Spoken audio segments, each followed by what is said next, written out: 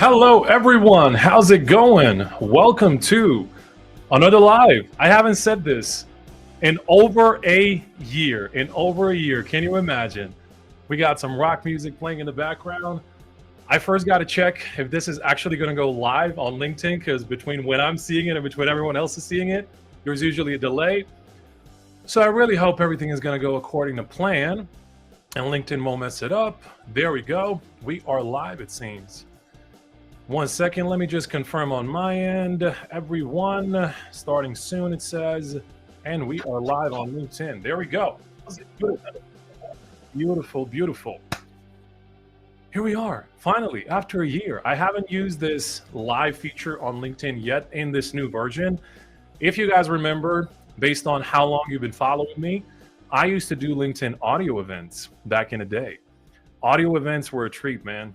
Audio events were my jam, and they were quite literally like one of the most visited events on planet Earth. The highest engagement rate. We like went on the longest. I would go for 2 hours. Today I plan to go for 2.5, because today I have so much to talk about. First up, it's my anniversary. It's my birthday. So yes, best believe I'm gonna talk about Link Up, my community. It's been 1 year. That's going to be fun. I'm going to give you like a promo thing afterwards. You guys can maybe save some money on it, maybe a discount or something. We'll see.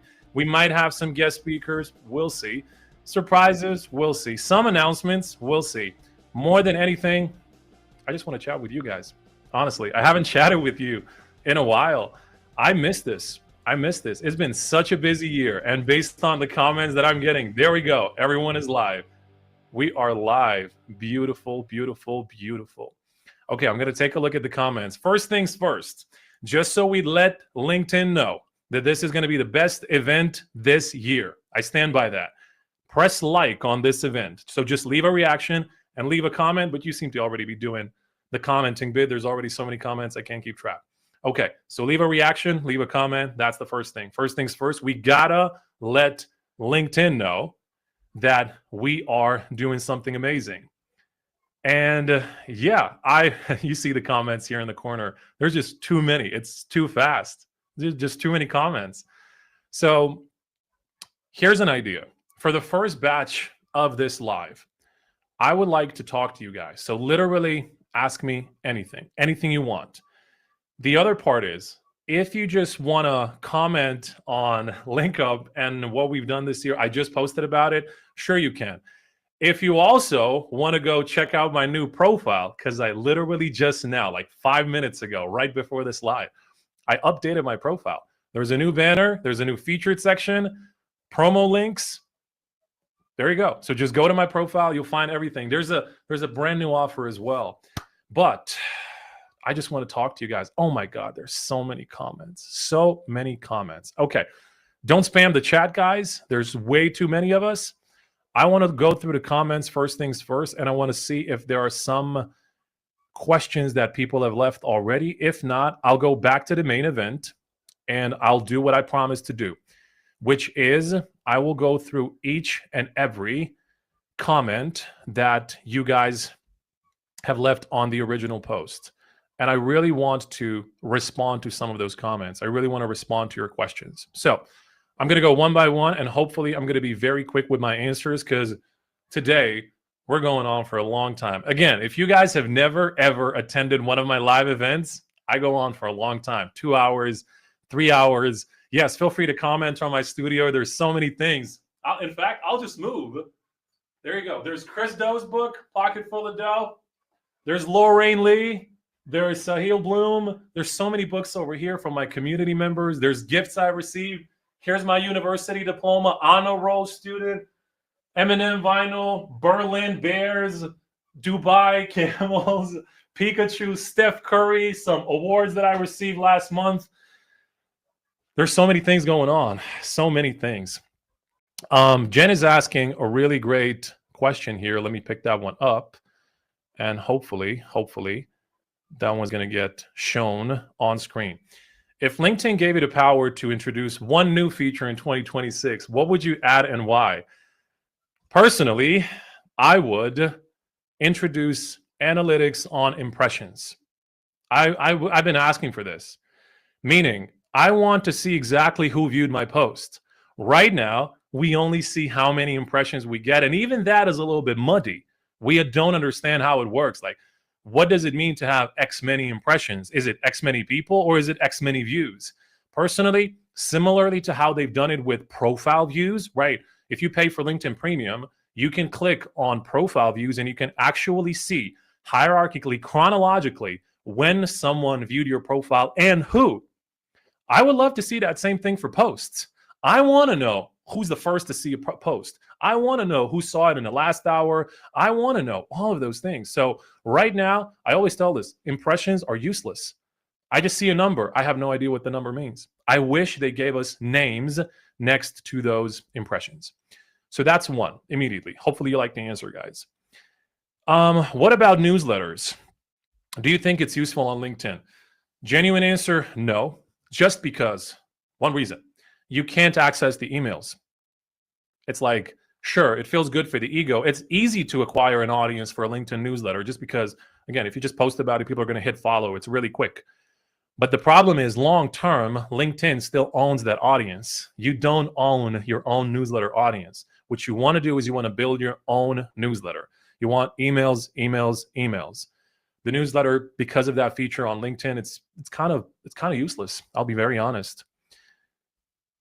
Okay, someone's asking, will the recording of this video be? Yes, whoever is watching right now live, you can stay, you can watch the entire time.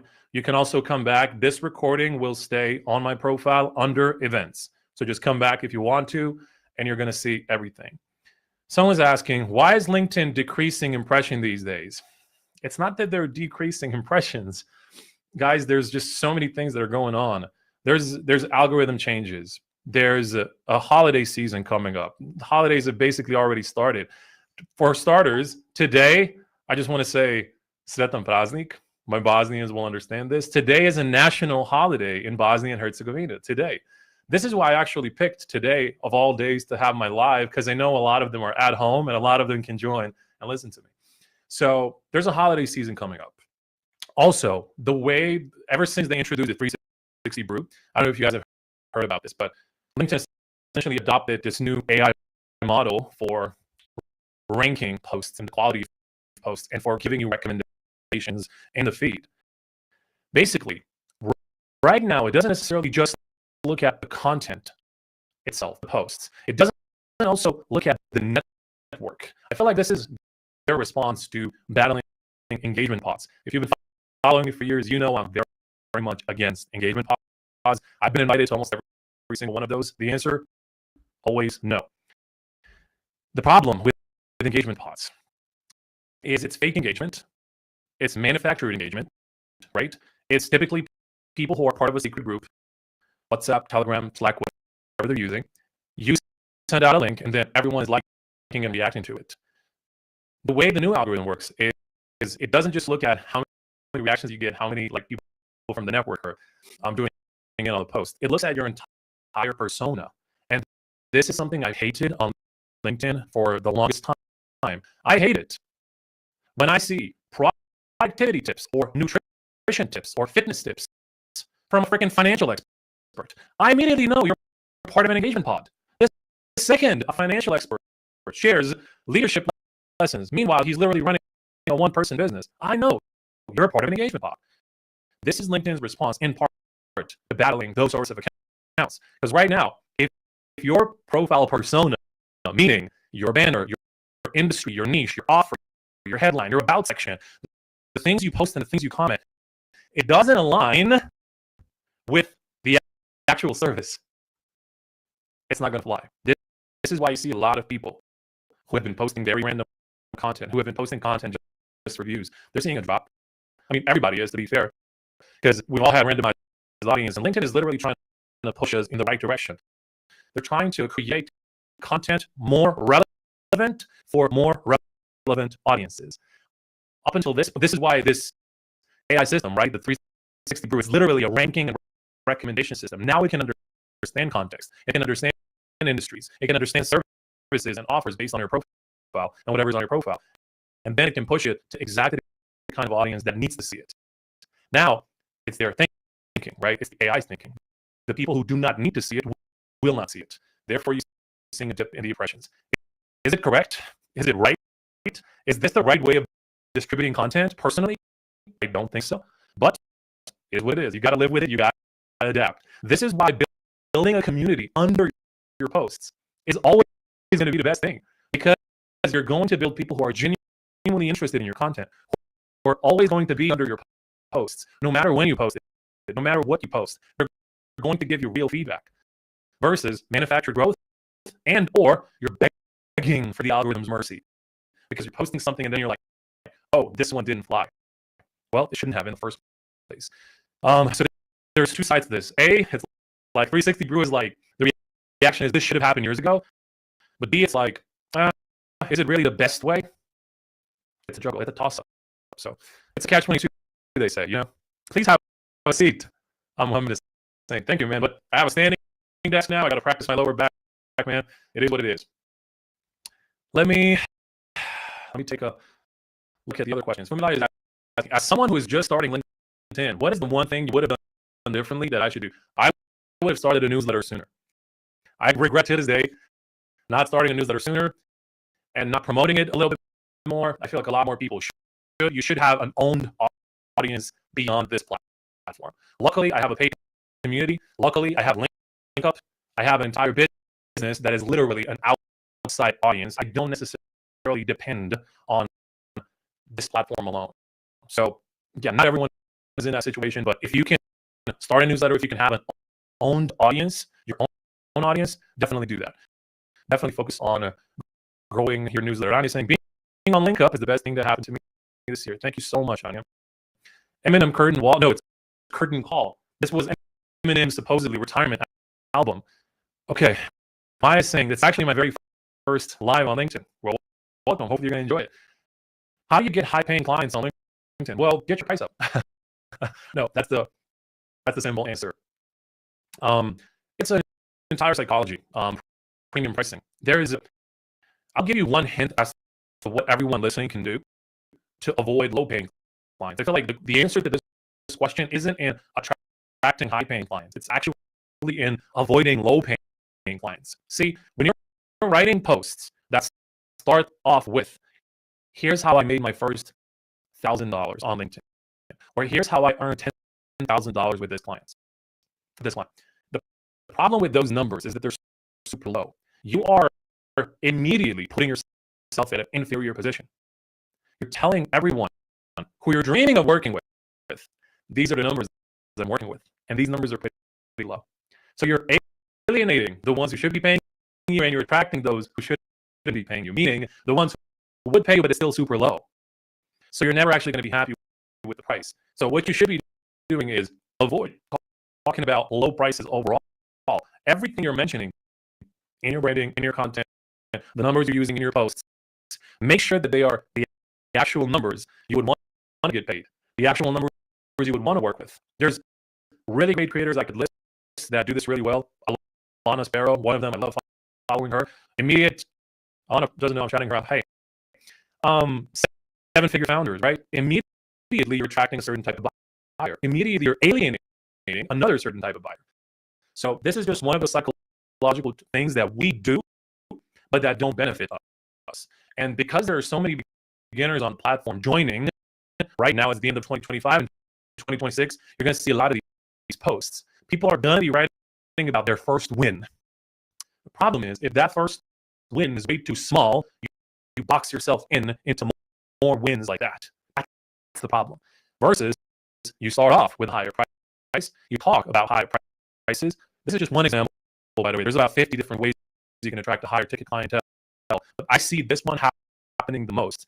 And it genuinely kills me. It pains me to see this in the feed, because I know certain creators, certain people, certain business people, they deserve to be paid a lot more. But it's just the way they're framing their content that's not helping them at all. So if you want higher ticket clientele, stop thinking low ticket. Stop talking about it in the first place. Right? If you just write, here's how I made my first $1,000, the $100,000 client sure as hell ain't gonna look at you, let alone pay you. So do it as you please. Okay, let's go back to my questions over here that I have from the post itself. how would someone, Christelle Yan is asking, how would someone who wants to pivot into a different niche do it on LinkedIn? Announce it. Announce it. This is something I don't see enough on LinkedIn.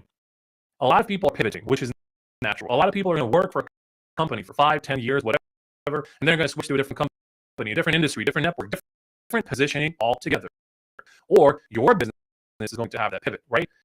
You're going to have a change in the way you talk to your audience, but you can't do it overnight. You can't. You simply can't. You have to announce it. You have to build up the enticement, excitement, the anticipation towards that day one of the new offer. So the correct way to pivot, write a post about the change. A lot of people never do. They write a post on the day one of when the change has already happened. That's the problem. And then what starts to happen is the new content doesn't perform as well. It doesn't land as well. You get fewer views. It doesn't genuinely resonate with the current audience that you have. Why? Because it's too sudden. It's a surprise. It's a shock. Because what they followed you for, what they've known you for, which you've been preaching about for years now, is entirely different than the new thing. Versus, I'm going to slowly build up to it. I'm going to attract a newer kind of audience, and I'm going to slowly alienate bits and pieces, right, of the current audience. And then on the day I finally start this new pivot, this new direction of the profile, new banner, new headline, new offer, the new audience that comes and the old audience that has remained, they're not going to be as shocked, because everything is going to have a beautiful, very slow, gradual pivot. Versus they've known you for one thing. Tomorrow you start talking about something else, and then you're like, why the hell is it not performing? So pivots need to be slow. Pivots need to be announced, and they need to be gradual. Announcements of any kind, even if you're building a community, even if you're launching a course, even if you're launching a new whatever, gradually introduce it. Never just do one post. Hey, it's here. Welcome. Join my waitlist. Waitlists need to be built way before the announcement on day one, which is, I feel like, the perfect time for me to give you the first commercial break, 20 minutes in. Just to remind you that I have a paid community, and I'm very, very proud of it. Okay, I'm very, very proud of it. LinkUp is turning 1 year old today. If you just go to my profile, you're going to see that we now have a lifetime offer. People have been asking me for this since day one. Since day one. In fact, 20% of the members who are in the community have already purchased lifetime. And just today, I've literally had two lifetime purchases immediately. So during the course of this live, feel free to ask me questions about LinkUp. I'll gladly answer anything about the community, because it's truly something that's special. Hands down, best community on planet Earth. I will battle anyone out there. I don't care. The other part is, during the course of this live, I will have a promo offer, which is just going to be for the attendees of this live. If you miss it, I don't care. You're not going to get it. So it's only for the attendees of this live. It's going to happen a little bit later on call. I'm just going to change a link on my profile, and whoever is here today, you can go to my profile, you can take advantage of that. That's it. That's how you sell. Easy peasy. Okay, going back. What if immediately we spice things up, and instead of me just going back and forth with the questions, what if we brought in a guest to the stage? What if we had someone who is, I don't want to say LinkedIn influencer, I feel like there's a bad connotation to that, but who is a genuine marketing and branding and business building expert in his own right, and who's made hundreds of millions of dollars for their clients. I want to bring to the stage my man from down under. I didn't know you were talking about me. Who else are we talking about, man? What's up, Nathaniel? You good? I'm good, man. Also, I'm good. Sorry, I have to interrupt you. Everyone in the audience who's watching this live, if you do not know Bibby, if you don't know Nathaniel Bibby, give him a follow. This man is legit. He's the real deal. And if it's your first time hearing about, what does it say? Abraham Lincoln?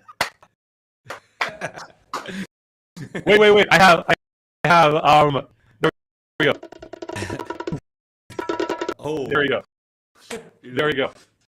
Oh my God, Abraham Lincoln. If you don't know Bibby, guys, Bibby is one of, like, everyone should follow him on LinkedIn. Genuinely, this man is he knows what he's talking about. And I can't say that for a lot of people. So, baby, welcome. Thank you for blessing us today, man. I don't do these lives a lot, man. What's up? I know, it's a pleasure to be here. Thanks for putting me on so early, because it's really late here. That's exactly why I did it. I'm like, what's the time for you? Like 11 p.m. in Australia? Well, it's midnight now. And I'm being a little bit quiet because my daughter's next door. Okay.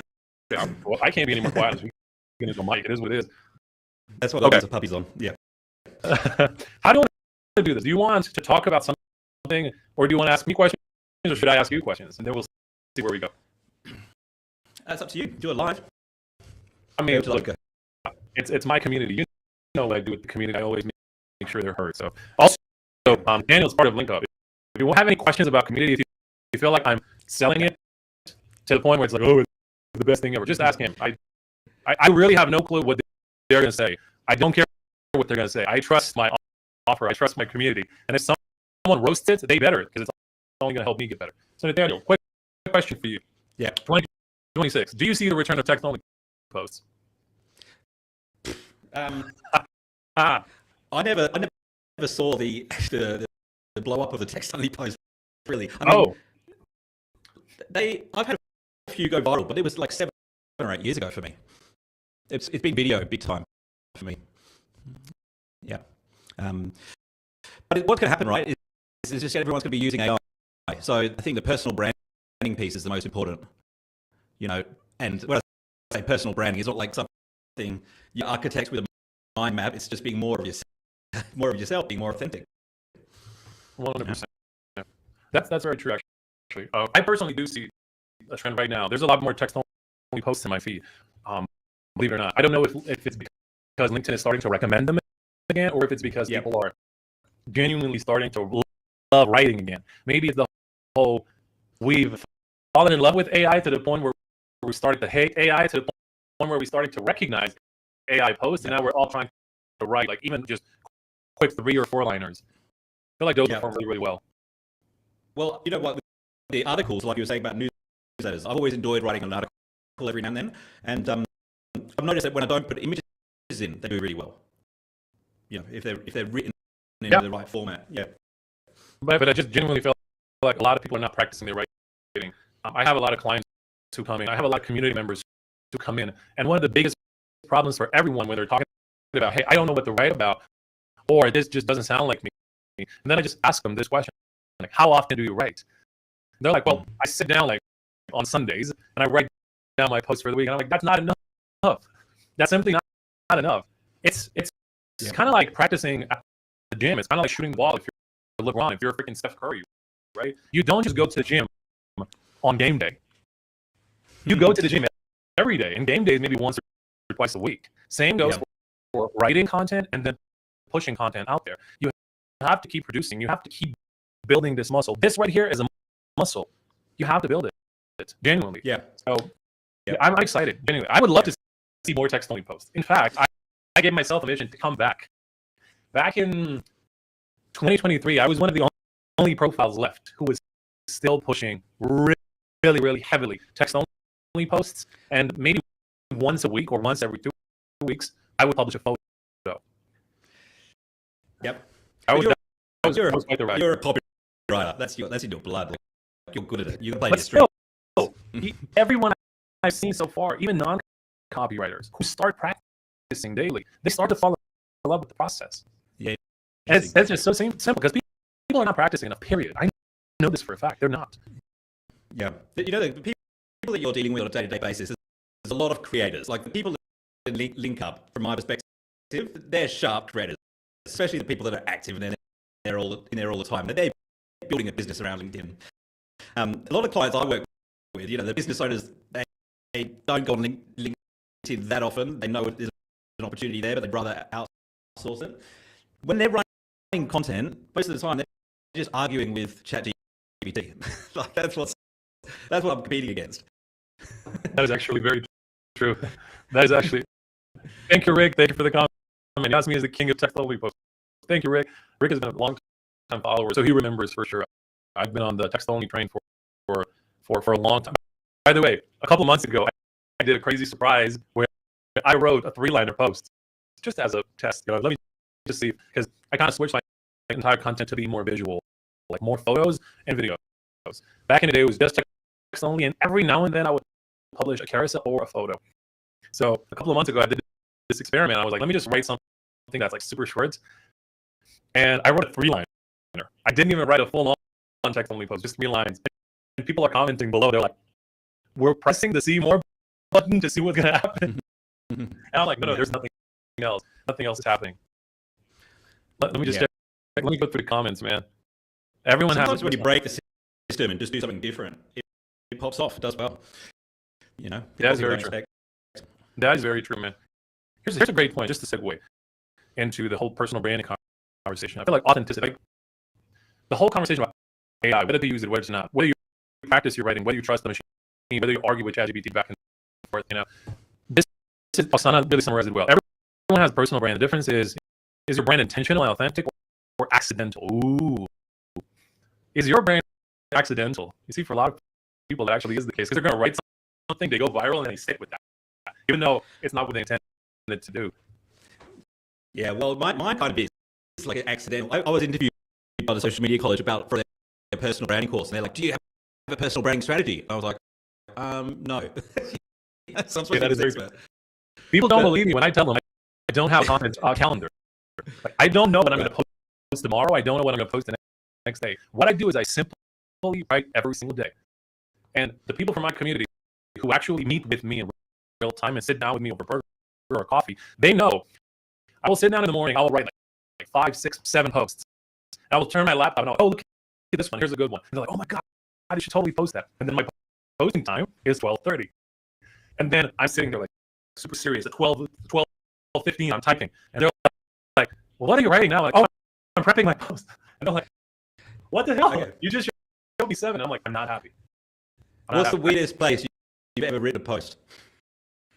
Oh, for sure. In the middle of the sea, in the middle of an ocean. I was literally swimming, and I thought of something regarding like being a baller. I just swam very quickly to the boat. I took my phone with my wet hands, and I just opened my notes app, hit voice the text, and I typed in a quick post. And I was like, okay, I'm happy with. Let's go back to balling. Yes. Sometimes you just got to get it down. 100%. Yeah, for sure. Hey, by the way, we have a great question for 2026. Jovita, sorry for mispronouncing it, if I'm mispronouncing it. She's asking, what's the biggest LinkedIn algorithm myth that people still believe? I see so much conflicting advice out. There's so many of them.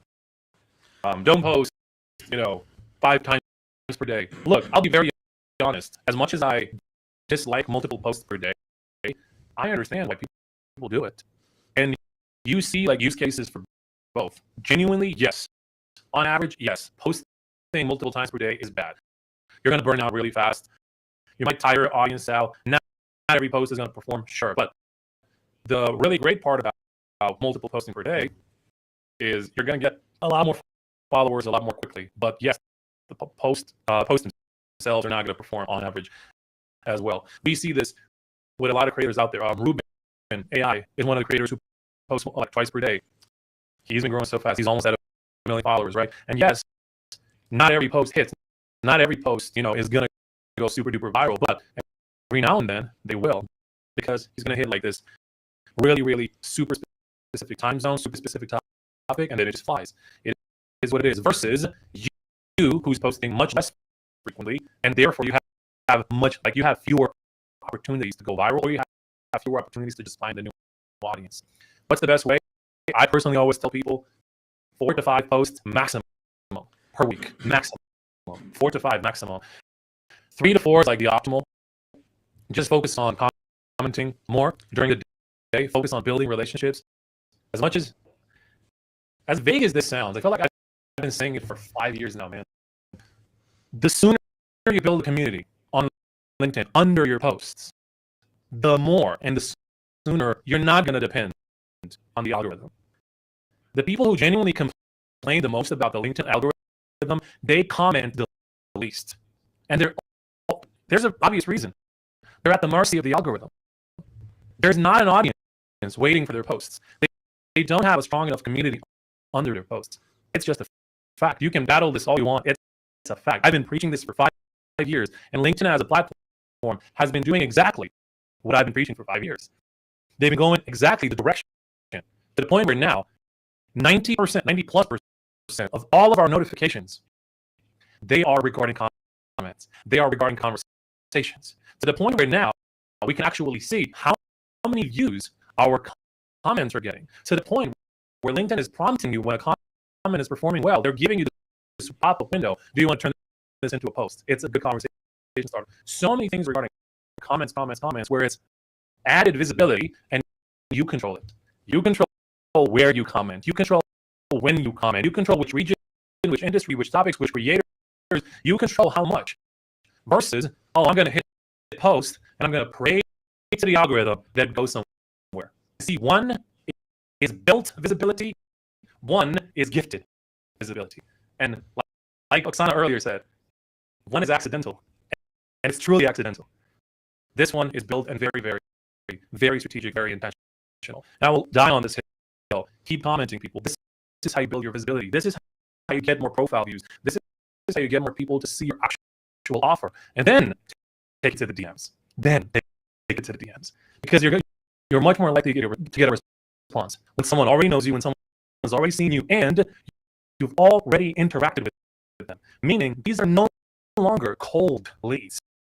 This is no longer cold outreach. When you reach out to someone and you've already interacted with them, maybe even several times in the comments, they are warm leads now.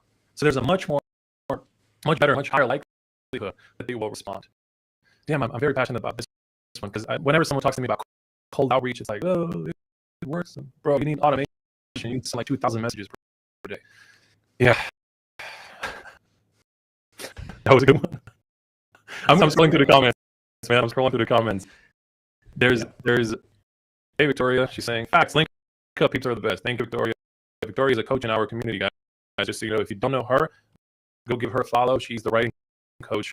Also, this might be a great opportunity to say to people, LinkUp is the only community that has in-house coaches at this extent. We have 4 in-house coaches that give you one-to-one feedback. So you have me. Yes, you have all my knowledge and all the access to me at any point. You can ask me anything. But you also have a dedicated channel for feedback on your writing, on your posts. Victoria's roasting your posts.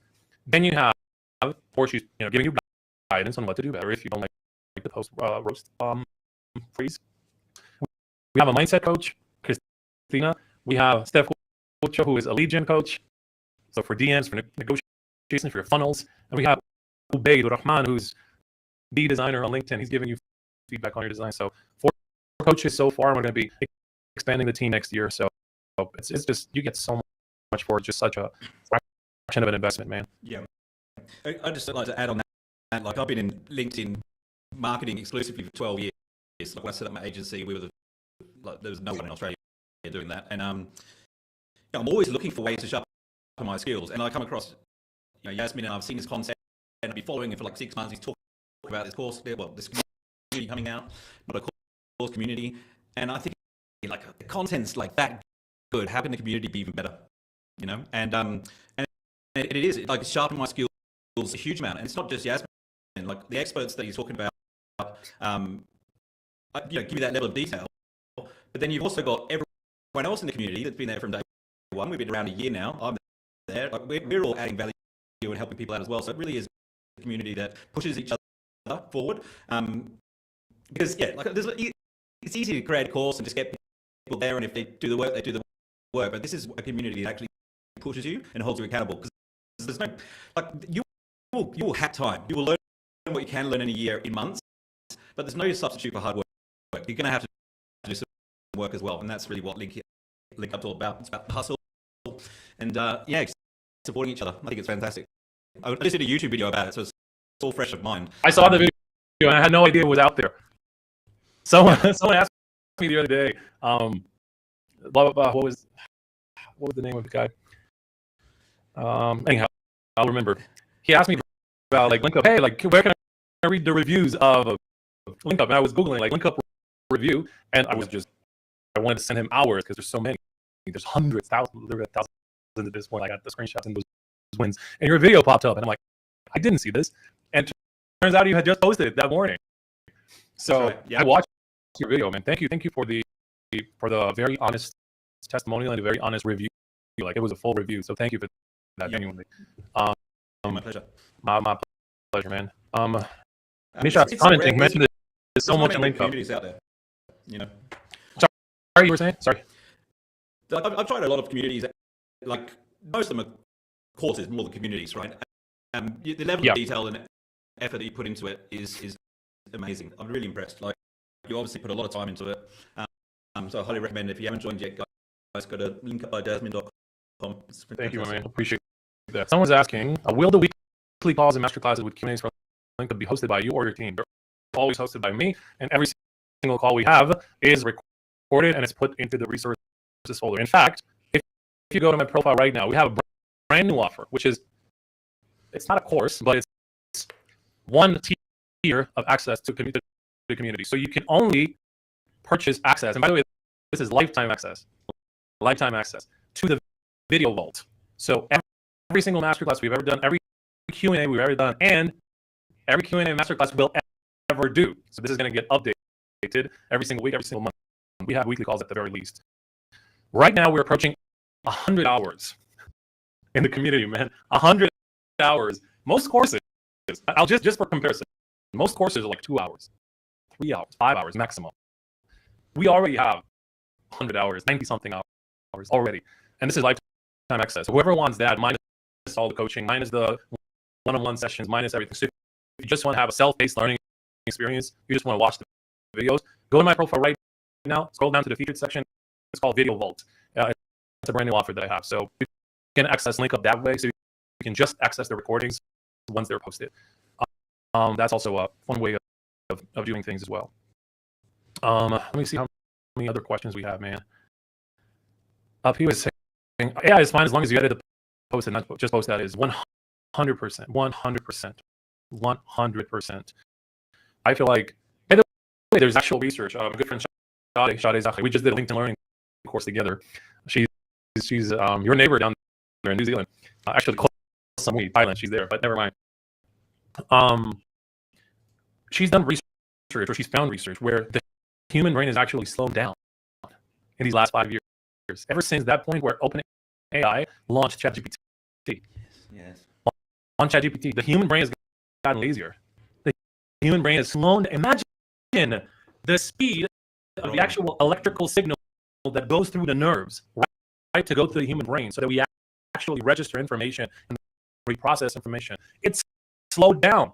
I don't think people understand how big of an issue this actually is. Yeah. And it's all because of super hyper dependence on AI. We've become too lazy because we've become too dependent on AI. We're not thinking anymore. And because I preach right every day, you're going to be thinking more, you're going to be practicing the muscle a lot more. It's a scary world we're living in, man. Yeah.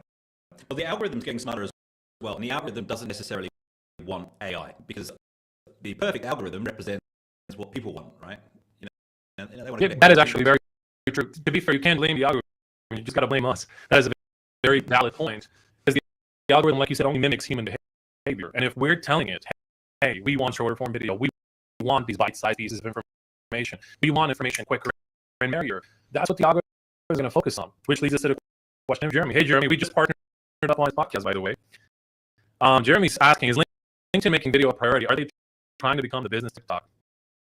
I'll be very honest. I don't see it happening, because they've invested a lot of money. I feel like it's just one of those cases where the company is too big and they have too many teams working on one thing, and there's just miscommunication all the time. They've launched the video feed. It's been boosted. It's been pushed. They killed the video feed. It's no longer there. Now if you post the video, it's probably the lowest performing overall content format on the platform in terms of reach, in terms of engagement, right? So I don't see it happening. Is it making video a priority? No. Is it a part of the platform? Yes. Should we keep making videos? Yes. Is video still like the most trustworthy content format? Yes, because it's very simple. Psychologically, you can communicate a lot more with video. What am I doing right now during this live, guys? Like, genuinely, let me just, maybe I'll minimize you for a second. What am I doing right now? Like, these past 40 minutes, we've been live for 40 minutes now. I've literally been giving you a live coaching experience. I'm giving you a preview of what it's like to work with me if you pay me for coaching, if you invite me to do a workshop, or if you join my LinkUp community. This is exactly you're getting. This kind of style, this kind of conversationalist type of coaching, these kind of hand movements, these kind of transitions, these kinds of question to question formats and structure. So in video, you can communicate all of this. With every other format, with text only, with images, with basically anything else, there's just not that many signals. There's not that many cues for you as a human being to give more of you to the audience. Video gives you the most because video delivers the most. Maybe you're still with us. I know it's pretty late for you, man. Yeah. Oh, I was trying to take a photo, man. I caught you right there, red-handed. Be careful who I give access to this camera to. There you go, man.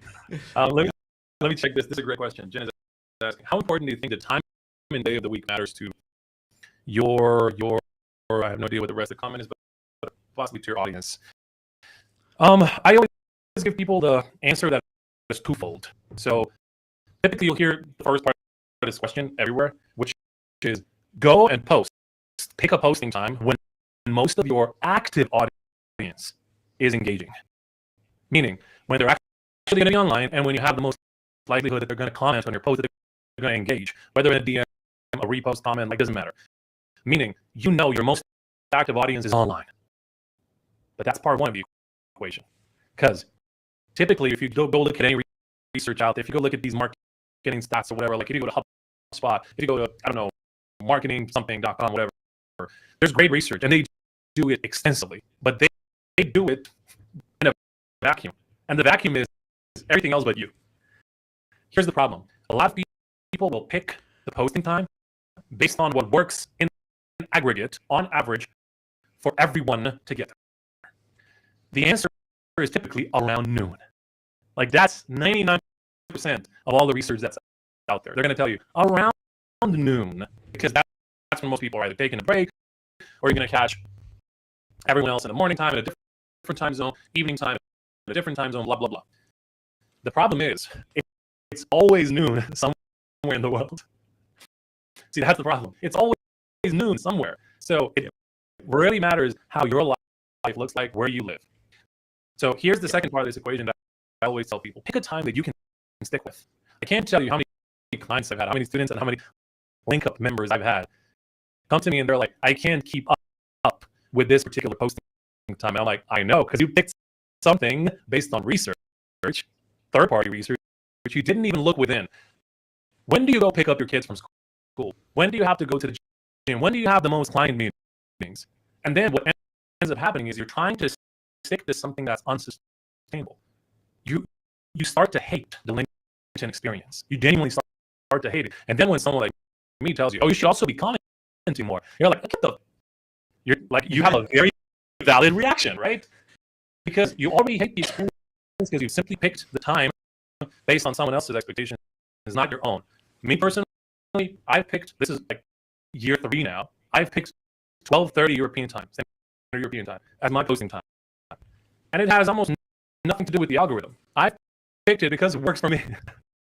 My son is at the kindergarten. I'm well rested. I don't have to go super early. I can wake up a little bit later, 10 a.m. and 11 a.m. I can still manage to write a post. Versus, I'm going to choose something earlier, I'm going to choose something later in the day. I'm already tired. I got to go outside. Maybe I'll go on a date. Maybe I'll go have dinner. Maybe I'll travel somewhere. So definitely 2 things, guys. Whenever you're picking the dates and the times for your posting time, look at number 1. When is most of your audience active? Meaning you can count on engagement. Because the first hour is still the most important thing, always. And the second thing, can you, with your life and with your obligations, can you actually manage it? This second one is probably even more important. Because if you can't, what does it matter? Jenny, you're going to hate the experience. Wait, I don't want to keep you here for long. I know it's gotten super late for you, man. It's like 1 a.m. Cool. And I know your daughter's half asleep. I want to thank you for joining. Okay, no worries. Hey, remember, guys, likes don't pay the bills. Peace. That is 100% true. Thank you so much, my man. Been the best. All right, thank you. Peace. Yeah. Thank you, brother. Anyone, if you're not following Bibby, just go give him a follow. He's an amazing man. And we're going to have more guests during the live. Just so you know, we're going to go and go and go. So I'm going to go back to my questions list, guys. I have so many comments already on the event post. There's so many of you. I think we've received like 500 comments already since at least 500 since the event started. So keep them coming. Irene, by the way, Irene and I just met in Bosnia. She is also part of the Lego community. She traveled to Bosnia from Cameroon so that she could be part of our international meetup. So Irene, Bonje, you're amazing. When you need to take a break, the cringe you need to post to get used to it. I'm gonna hopefully understand when you need to break the cringe you need to post to get. Oh, okay. I love to say this in a way that's, if it's cringe, if it's making you cringe, that means you're growing. Genuinely, if you don't look at something that you're writing or that you have written in the past, and it's not making you go, oh, this sucks, or this is cringe, that means you haven't grown one bit. That means you haven't grown one bit. So cringe is actually good, guys. Hey, Bungie saying, hey, how's it going? You were just featured. Thank you. I'm looking at the big ones. I used to post in the afternoon, but nowadays I'm a bit slower. TK, what's up? Because at times I'm traveling. This is exactly what I was talking about, guys. It's like you have to pick a posting time. So if you're picking a time right now for your 2026 strategy, pick something that you can stick with long term. And with time, you're going to train your audience to be there at a certain time, but you're also going to train your algorithm as well. Like, this is the underrated part. It's not always about the audience. Chris Ann is asking, valid question. How do you choose a time when your schedule is always changing? You don't have to post daily. You don't. This is also another myth. Someone was asking about LinkedIn myths earlier today. You don't have to post daily. It's a myth. You don't have to. Could you? Yes. Should you? I don't know. Do you have to? Absolutely not. To this day, guys, this is like year 5 on LinkedIn. I've been active. Yeah, mostly. Yeah, I think. I have never done daily posts. There was one week, and that was the week when I was ranked #1 in the world on Favicon. I did 6 posts that week. I almost died. It was excruciating because I always make sure I stay for 1 hour at least, and I comment and respond to everyone. It was excruciatingly painful. I'll be very honest. Like 6 posts per week. I will never do that again. These days, I have a schedule. My schedule, and this, by the way, this is my schedule. I have to highlight, guys. This is my schedule. Do not copy this. I'm telling you what I'm doing, just so you can understand what it could mean for you and what you could do for your use case. What I'm doing to this day is I've made a vow to myself. I'm going to post on LinkedIn Mondays through Friday. Thursdays. 4 days in a week. Monday, Tuesday, Wednesday, Thursday. 4 days maximum. Okay? That means, to Chris Sand's point, if I'm traveling, and I travel a lot, I go to a lot of keynotes, I travel to a lot of global stages, I speak a lot, I train a lot, I give B2B workshops at companies, I go meet people around the world for my community. If I'm traveling, I'm simply going to skip that day. So sometimes what you're going to see in my schedule is I'm going to publish something on Monday, I'm going to skip Tuesday, I'm going to skip Wednesday, and I'm going to post on Thursday. But now the question is, okay, Yasmin, you said 4 posts per week. Does this mean you're going to make up for the lost posts Tuesday and Wednesday, and you're going to publish it during the weekend? Hell no. Monday through Thursday, those are my posting days. 3-day weekends, I don't touch those. 3-day weekends are for me, my personal time, and my daddy's son time. I couldn't care less about posting. This entire year, I can show you my calendar. I don't mind sharing that. I can go to Authored Up. I'll show you my entire calendar. Friday, Saturday, Sunday, completely free. Completely free. Never did it. I only announced this event. It was like a surprise on Friday for everyone. I don't want to post on Friday. It's a rule that I have because I choose my schedule. LinkedIn is just part of my life. LinkedIn is not my life. It's not my entire life. I don't want that line to blur. Monday through Thursday, that's it. If I do manage to post every single one of those 4 days, cool. If I can't, cool. Is the world going to stop because they skipped a day? Is everyone going to forget about me? Is everyone going to forget about the content, the value, the authority, the brand, the trust that I built? No. The world continues. Just because you skip a day doesn't mean your authority is completely busted. How do you manage your client's process that builds trust? Keep it simple. Genuinely. Unless you're an agency and you feel like the more touch points you have in the process and like more people are involved, like an account manager, this one and that one. If you're a one-person business, you genuinely do not need that many touch points, guys. I'm firmly someone who does not believe in using a lot of tools. Like you can verify this by just checking my profile and seeing how many sponsored posts I do. I don't do a lot. In the last 5 years, I think I've done 3 or 4 sponsored posts, and it was only tools that I personally used. Why? Because I simply don't use a lot of tools. I don't want a lot of tools. I had this conversation with someone from my team the other day. They were like, "What do you use to organize this? Can I send you my Notion file?" I'm like, "Hell no, please don't. I don't want Notion in my life." They're like, "Well, what do you use?" And I'm like, "Notes on my iPhone. Notes. Why do I need Notion?" And they're like, "Well, how do you find like someone that's been something that's been typed 3 weeks ago?" And I'm like, "I scroll back." It's like, it's that simple. Or I hit search, I type in, I find it. That's it. Like the extra work that it takes away to organize everything and to follow all these tools and to pay for all these subscriptions, it's just too much. And for a client, unless you really verify that they want a process like this, for most clients that I work with, they hate it. They genuinely hate it. It's like, "Hey, dude, I'm paying you for the coaching. When are our sessions? Let's book them out. When is our next session? That's it. Done. Do I have anything to prep for next week? No. Done. Let's meet. That's it. Email, WhatsApp. You don't need much more." And if there's someone asked me the other day, well, like, where do you store everything, like all the files? I'm like, Google Drive. That's it. Like, again, I hate paying for other subscriptions. It's just too many tools. It's just too much complexity. I don't need that in my life. I'm a simple dude. The fewer tools, the better. The fewer processes, the better. The quicker the communication, the better. Ultimately, the value you deliver is in the information you give and in the guidance you give. I feel like too many people try to replace the value that they're giving with the process that they're offering. So the process ends up being the thing that they're actually paying for. And meanwhile, at the end of the coaching program or at the end of the retainer, the client is like, "Well, I'm not really satisfied. I still don't know what to do," or "I don't want to continue the retainer." I've seen this happen time and time. I coach this to people, guys. So I've seen this happen time and time again. The process can never take precedent over the actual value that you deliver. This was a deep question, man. I love the question. Whoever asked it, thank you.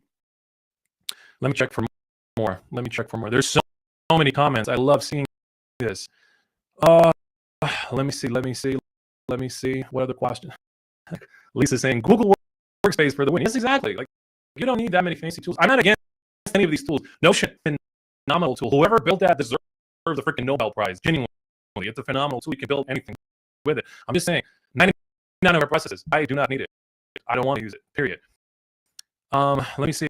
Rajesh is asking, by joining LinkUp, are you sure you can teach anyone how to win here? Even less popular consultancies that I do otherwise satisfactorily?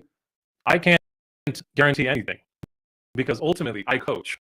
The implementation is up to you.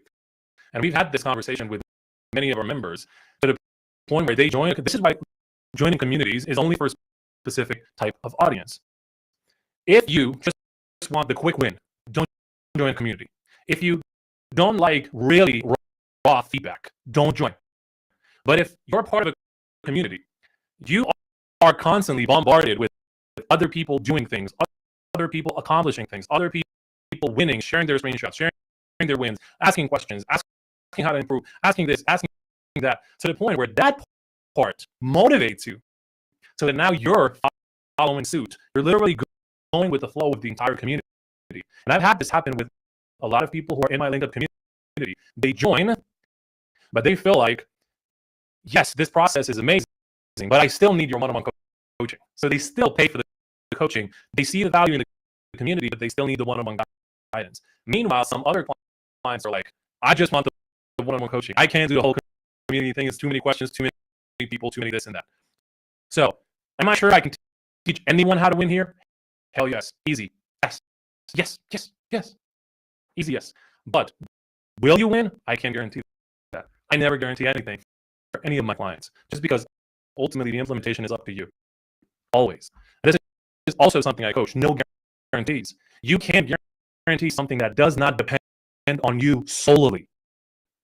Your results do not depend on me alone.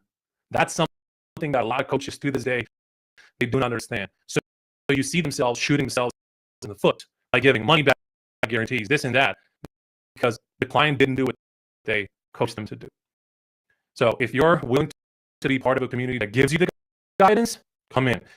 If you're willing to be part of a place that gives you actual feedback, come in.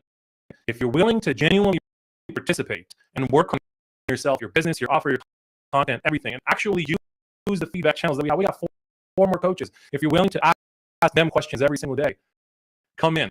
But ultimately, you can have all of those things and still not succeed.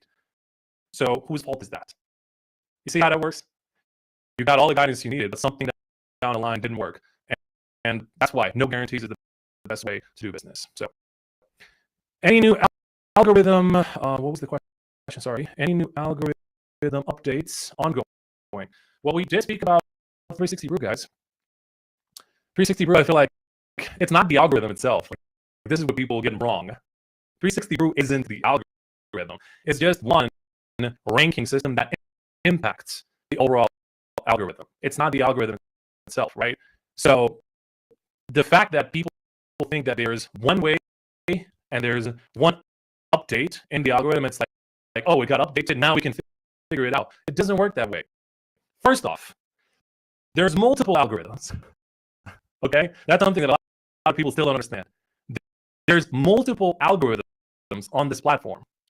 So many things concurrently happening that are like so many bits and pieces communicating with each other to the point where we don't know what works. Even the people who work at LinkedIn, I've had these conversations, by the way. I've been at LinkedIn. I've just been to New York. I've been at their headquarters. I've been invited to their headquarters. The people at LinkedIn, they do not know how the algorithm works. That's how closely guarded it is. No one knows how it works, not even myself. But I can give you data points where we have tested certain things, and I can tell you, okay, this is something that's genuinely happening based on 100 posts, based on 1,000 posts, based on 600 million posts. We can give you that information, even though the algorithm is still unknown to us, right? I hate giving this example, but it's similar to religion, right? People are like, how do you prove God exists? If you ask people, right? How do you prove it? Do you see him? Where does he live? Right? Like, where is he? You can't post it.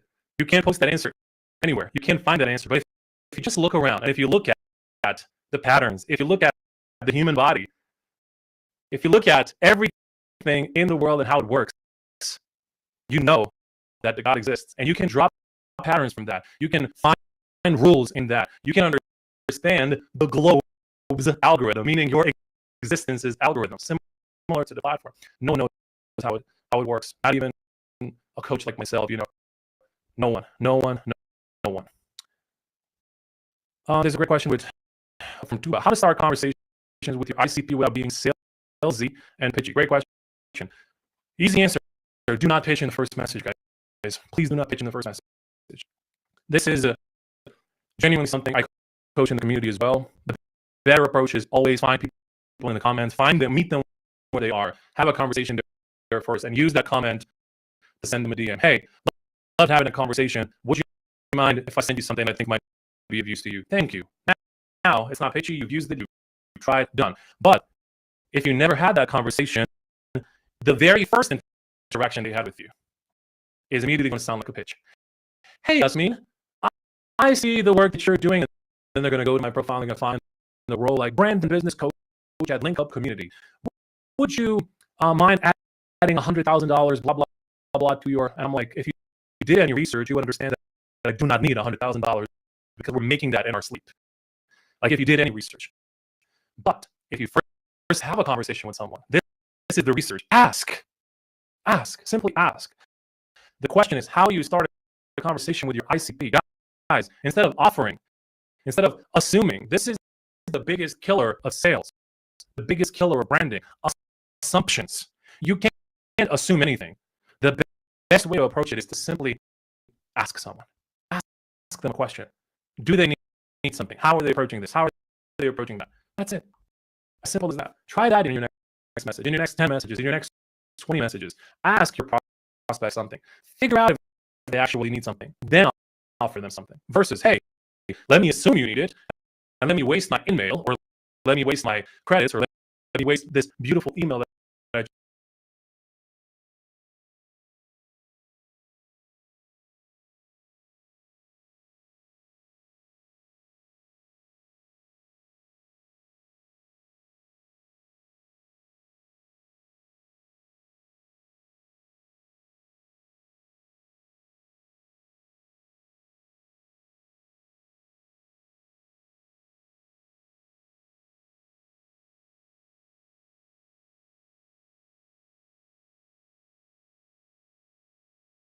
one or two people at the very beginning, you're supporting each other. You don't need to share any links. You're going to support each other anyhow, right?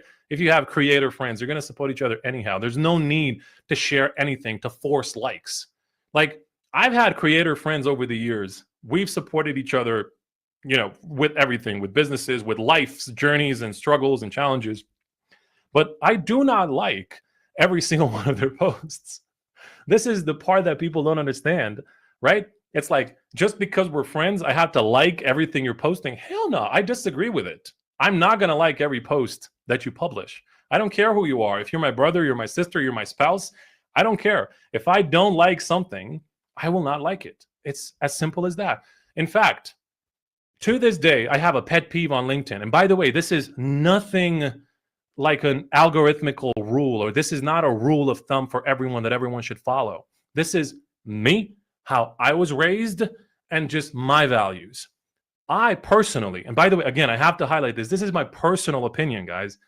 I do not support sharing family photos on LinkedIn, kids' photos on LinkedIn.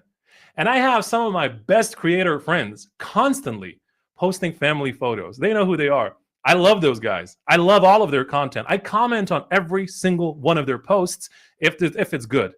But those family pics, just because I don't vibe with it, I just don't support sharing family photos on social media. I will never like any of those posts. I will never comment on any one of those posts. And they know it. And it's fine. And it's totally fine. You don't need to support something just because someone is very close to you, but you genuinely don't vibe with it and you don't like it. This is inauthentic engagement, okay? The other problem is obviously engagement pods. Don't join those. Don't join those. Don't join those. Don't start those. If you get an invite, don't accept those. I just avoid those at all costs. Genuinely avoid those at all costs. Nabila is asking, what is consistency on LinkedIn in your words? Sticking to it. Honestly, just sticking to it. It doesn't have to be daily. It doesn't have to be, hey, I have hit 100% of my quota. You can still skip certain days. It's fine. You can still have a bad post. You can miss certain milestones that you have every single day. You've given yourself a task. Hey, let me comment 50 times per day. Let me add 10 people to my connections. Let me send 10 or 20 messages per day. If you miss this, totally fine. The world still continues to spin. It's fine. So consistency means sticking to it, not giving up. A lot of people, they will miss one day or they will miss 2 days and they will immediately convince themselves, oh, this is no longer working. My entire plan has fallen apart. No, you just missed 1 day. You missed 2 days. It's fine. So it's kind of like relationships. It's never 100% from both sides. Sometimes you're pulling, sometimes your partner is pulling. It's fine. Totally fine, guys. It doesn't have to be 100% at all times. Nobody's perfect. Nobody is perfect. Okay, let me check for more questions from my library now, because I got some really good ones on the event page. Let me check over here. I want to know your motivation. My motivation is just helping people.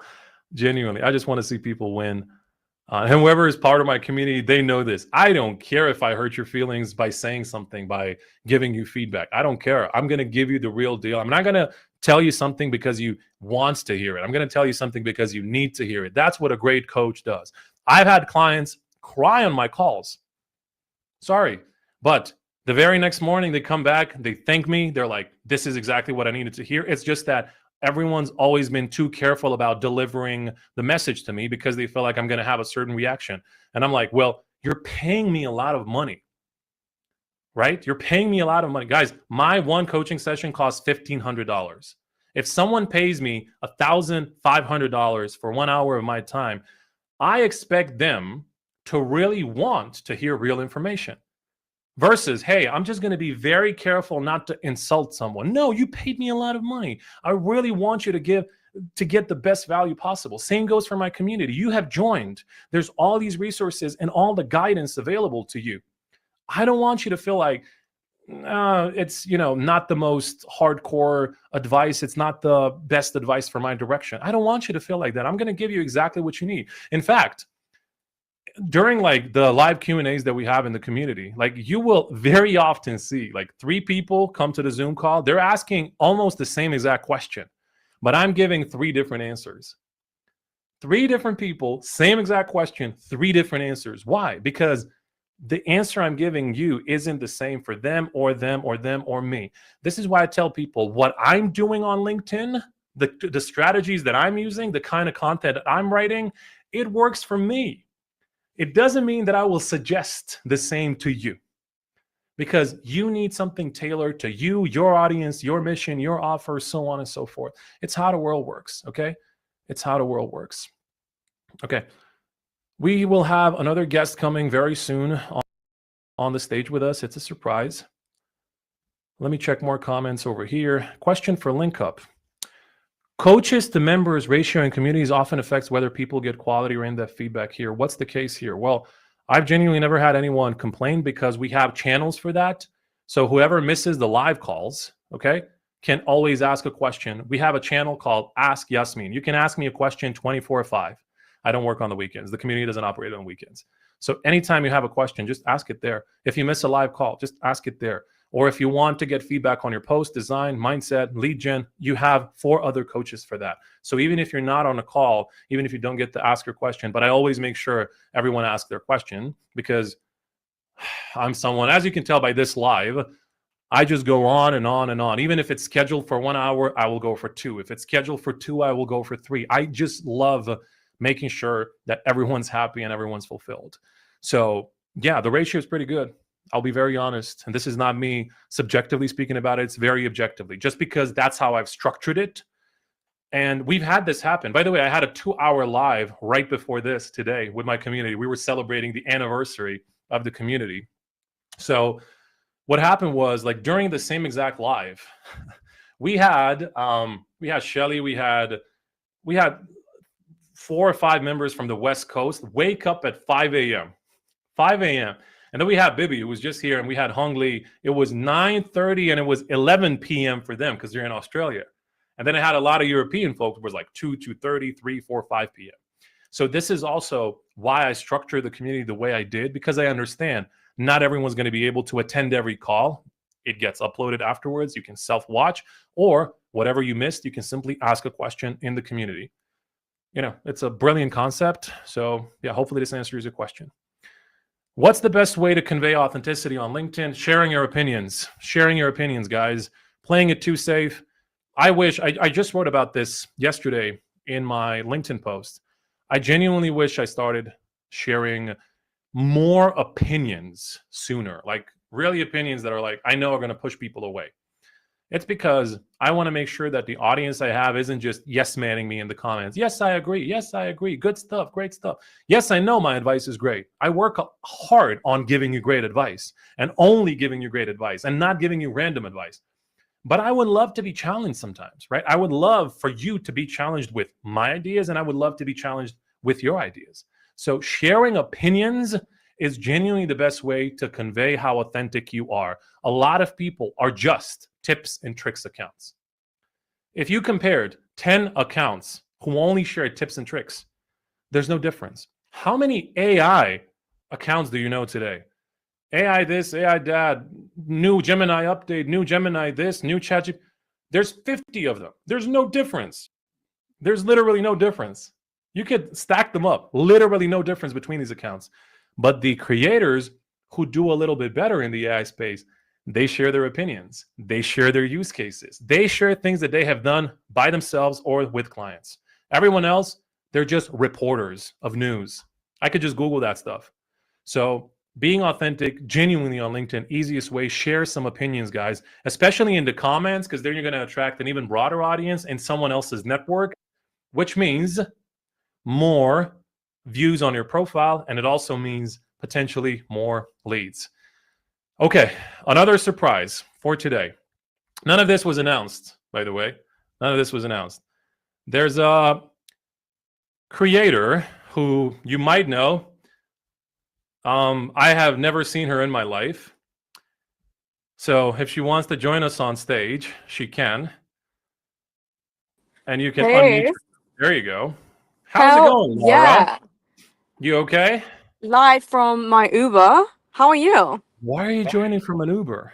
I just had to make it to this amazing live stream with I don't know how many millions of people watching. I have no clue because I'm on the other end. I have no clue how many people are watching, but I know So, it's a lot. so you just Also, been everyone, show wait, some what? love to Laura in the comments. I know this is a surprise for a lot of people because I didn't announce. I didn't announce any speakers. I just said announcements. So, So I'm one of the announcements. well, yes. Okay, I'm announcing that I'm announcing me. Hello. What does that What's even that? mean? I don't know. Give us your one prediction for 2026 on LinkedIn. My one prediction for 2026 is that you are going to come to London and meet the London bubble, That is actually very true. and your So, impressions are going to rocket fuel, like you say, and London is going to change your life.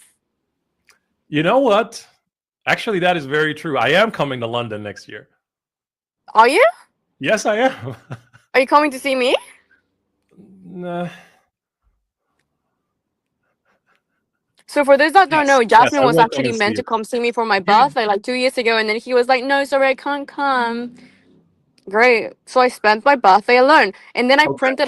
I printed a cardboard face of Jasmine, and I took it to my birthday dinner. Okay. Here's the thing with Laura and I, guys. We love this kind of banter. We've known each other since the old days, since the old LinkedIn days. And we remember what it's been like. It was, by the way, was it better or worse back then? What do you think now that We literally just met. You literally slid into my DMs. You were like, "Hey, I need some help with my live stream. No one's gonna come watch. Can you come help?" Of course. I love supporting up and you coming just saved creators. my live stream? It was like it was Yeah. going downhill, and like the Like second you joined, it was like. views are And up. now look, I'm promoting my link up community. It's their anniversary. Look, people are joining. Oh, there we go. We just had I'm a someone pay. I'm a There we go. cash machine. I'm Money not even printed kidding. queen. Look at the like look. Where's the no, wait a second. There we go. What does it say? Someone paid $2,000 lifetime. There you go. So whoever wants to join link Shout up, out. yeah, Laura is actually on the homepage of link up. So her testimonial is the very first on the website. You're using me for free promo. That's Of course I crazy. am. Hell yeah. Your testimonial is amazing on my website. Yeah, well, I'm great. I should probably put here's how my client made $2 million with her personal brand. Yeah, take it. It's all because of you, Yasmin. I don't think I would know how to write, speak, present YouTube without you. I genuinely thank you. Thank you so much. Yasmin, oh my god, Yasmin. Yasmin, can I have your autograph? I'll just send you an invoice. I paid your invoices, mate. Like I got invoices. Wait a second. Do we have any outstanding invoices? I have to check. No. You owe me so much worth in yes. Yes. Okay. Anyhow, the announcement is yes, I will be coming to London next year. Also, to whoever is listening to this, whoever is watching, I will like this is 80% sorted. I will most likely be in India next year. So if you're from India, throw us some love in the comments. I will most likely be in New Zealand and Australia as well next year. I will be World coming back tour. to the US for my US tour. And I'm coming back to Malta. Malta is like my second home now. So there's going to be a European tour next year, USA tour, and an APAC tour. I wish I could also make a pit stop in the Gulf, like Saudi Arabia, Dubai, Singapore, and then like Koh Samui, New Zealand, Australia, or something. We'll see. We'll figure it out. But I'm coming He's to the so UK. cool. Yes, I'm coming to the UK next year, He's 100%. so cool. He's traveling. What else? What else are you telling people? You're teaching them something or anything, or is it just like Yasmin No, no, show? I'm literally just, I've spent the last 1 hour and 15 minutes just selling my community. That's it. Oh yeah. Yes. Take it. By the way, where are you Great. going? You've been driving for like 10 minutes now. I live in London. It takes an hour to get anywhere. Yeah, that's why I'm not coming to London. I love driving and like Well, driving you can like that. drive. You can drive. You can Not drive like me. that. Take me Like I see places. your Uber just stopping every like 30 seconds. That's not driving. That's suffering. It's part of the appeal. Okay. Well, you're going to show me London when I come next year. Deal? Yeah, of course, of course. Okay. And I'm gonna make the Uber driver stop in every single red light. We have a question, Laura. Okay. What's the best advice you heard about building a personal brand on LinkedIn? Oh, Yasmin told me this quote ages ago, like 3 years ago now, when I was making my first, thousands of dollars a month, and I was getting very distracted, looking at what everybody was doing, seeing different offers, seeing different communities. Everybody had a cohort, everybody had an agency, and I think it was a time where Jasmine and I were like talking every single day, and he said to me this one thing that I'll never forget. It's like, stay in your lane, Missy.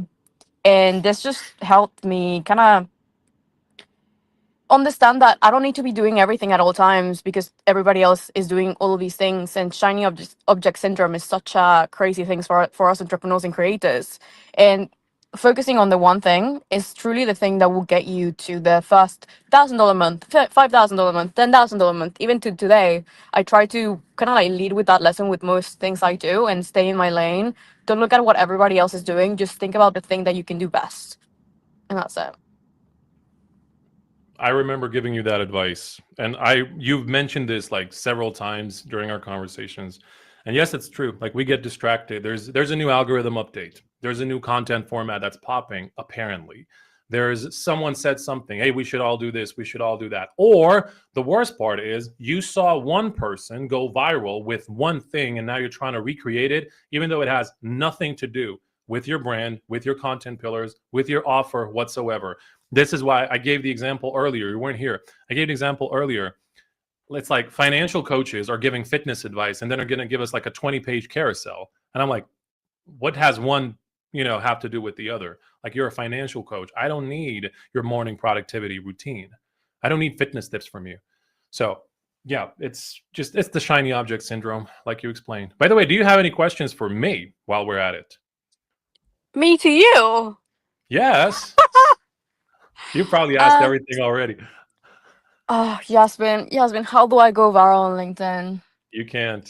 There's this new thing called 360 Brew, I actually don't know anything about this, It's just nothing. It's stupid, honestly. Have you seen this new impression thing on